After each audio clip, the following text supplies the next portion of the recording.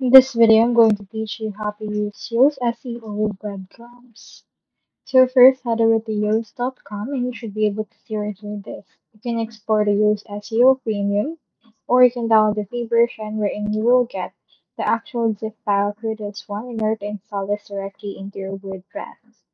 So for this case, you also can head over right here and log in and then subscribe to one of their plans right there. Now, to implement the breadcrumbs right here, you just need to get it right there. So this already comes with the breadcrumbs functionality.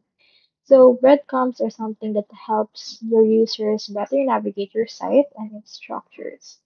So with this, you can get SEO breadcrumbs, and this will output JSON LD data in the source code.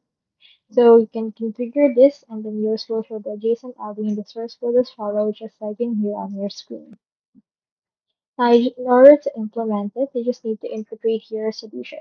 First, make sure to back up your site so you will actually get the best out of this, and even if it fails, you will still have a copy. Then copy this code that you can see right here on your screen.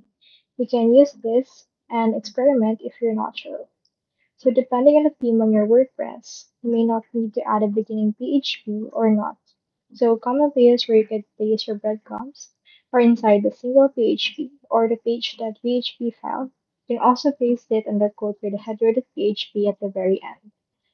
So in most non-view themes, this code snippet should not be added to your functions PHP file, so do take note of that right here where it should only be added.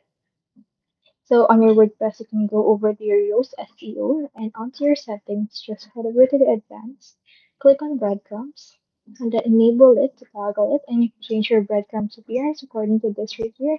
Just save the changes once you're done. So that's all there is today, and I hope this video actually helped you out.